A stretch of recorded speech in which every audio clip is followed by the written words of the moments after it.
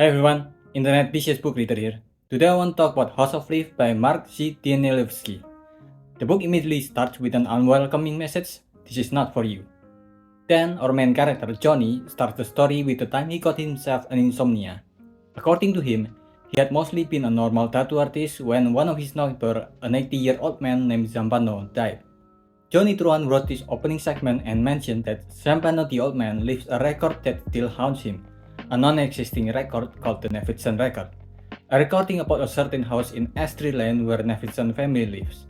The first of the Nevinson record contained two found footage.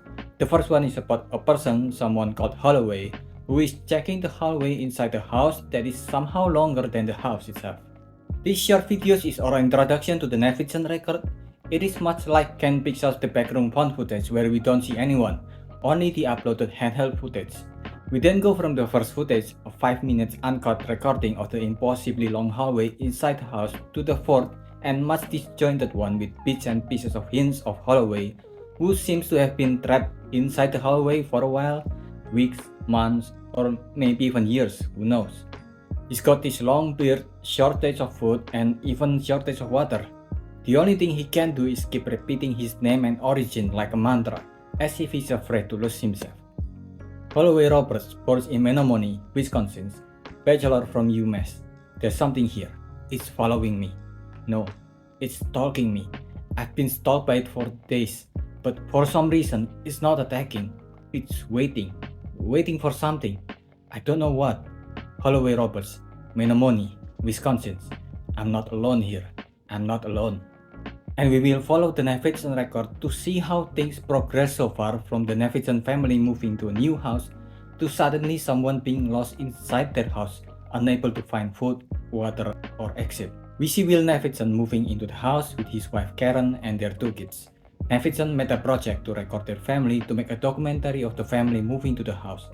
A normal mundane documentary about everyday life, using cameras that will be triggered by motion. At first, the Nevinson record mostly shows a normal family dynamic of moving into the new house, then there were small changes after a while. After they leave for a family trip for a week, there's a new room between their master bedroom and their children's bedroom that was not there before. The change was subtle at first in the house, just like how in the book words like house is in a different color than the rest of the text, even when it is written in other languages. While a new room is not exactly subtle, most of these changes are almost unnoticeable and uncanny. It feels off, like parts of the house are a few centimeters longer, and as a result, the house is larger on the inside compared to the outside when they measure it.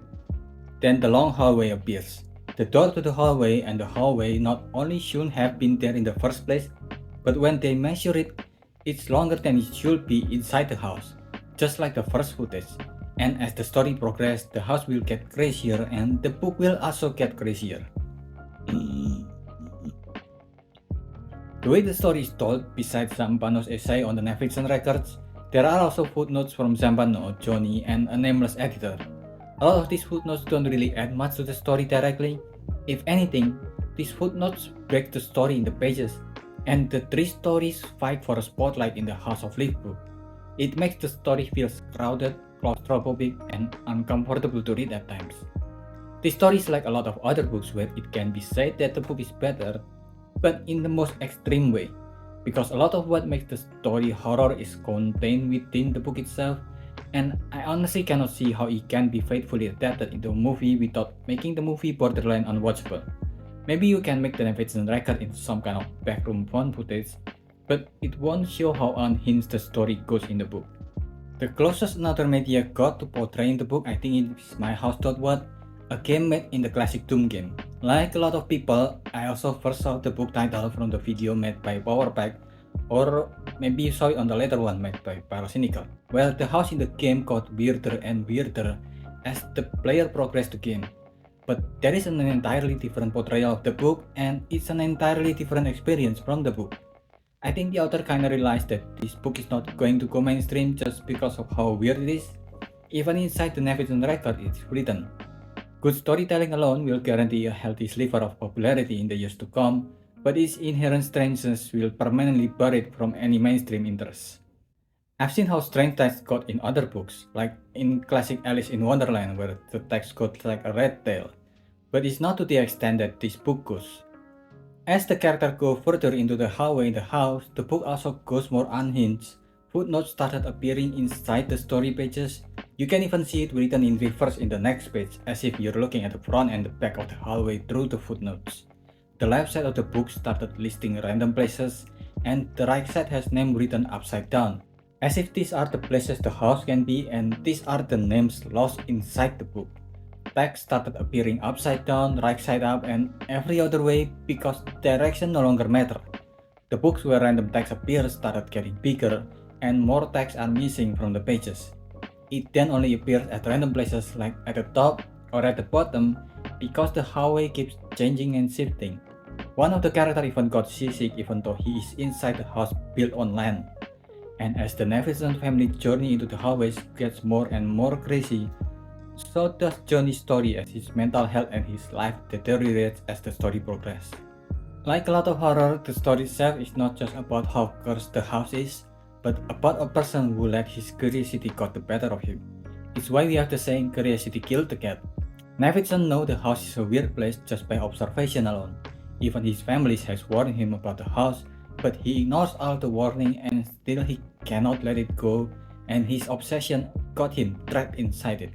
And this after a hard lesson of being lost the first time he goes there, and seeing Holloway who got lost inside it because of the possibility of fame from exploring the house, and a lot of other things he's lost due to the house, families and friends. All to eventually become a forgotten story that Johnny found. What can I say? I'm a sucker for abandoned stuff, misplaced stuff, forgotten stuff, any old stuff which despite the lack of progress and all that, still vanishes every day like shadows at noon, going unheralded, passing unmourned. In the book, it is very clear that the Nevinson record doesn't exist. We only knew it through the essay that Zampano wrote about the Nevinson record, and we only knew about Zampano's record through Johnny Truan and the nameless editor recollection of Zampano's record. And if you haven't read the book yourself, and you only knew Johnny's record through my recollection. And in a way, the house became an urban legend, a story you heard from someone else that heard them from someone else, and so on. And what Zampan and Johnny added only bloats the book and the story, like how the hallway got bigger the more you explore it. And because the story have to go through Zampan and Johnny first, we don't know which part might be parts of the Nevinson record and which part might be additional that came from Zampan and Johnny. I mean, Johnny has said that he made up some stuff. A lot of stuff actually when he's talking to other people, and even to us the reader when he mentioned Seattle. So when the title House of Leaf came out in the book, once in the Nevinson record and once in Johnny's part of the story, the book gave us enough to question the story, but not enough to give us the answer. Also on another side note, people have said that they cannot read the book because of how weird the pages is. The weirdness of the pages is not what makes the book hard to read, by the way. It's the pacing. While part of it is by design, but a lot of the pacing is really bad. There are moments where both Zampano and Johnny went on and on about things that add to nothing to the story and the characters. For example, Zampano keeps trying to add more context into the story by adding a lengthy comparison to Ovid and Echo and Zeus just to explain echolocation. Then Johnny comes out and started talking about salmon and how slippery they are and how much velocity they can get. And this goes on what feels like forever. At times it feels like the character are in a contest on who can make the story more insufferable to read. But it is still a very great and terrifying book, don't get me wrong. The idea of being trapped in a hallway that is inside your own home. A place that is supposed to be your safe space unless maybe some random series location on their Instagram. And then the house trap you inside it, no exit, and most likely no surviving. It's like buried alive in a much larger space but somehow worse. And the way the horror that is happening in the hallway affected the writing in the book is absolutely amazing to experience. It really gives you a sense of paranoia and you started checking if there's any other subtle changes in the book. Maybe the font changes, maybe the font size changes, maybe the border space changes, maybe the color of the house changes. That is how much the book plays with your head. It makes you feel like, no, I'm not going crazy, something changed.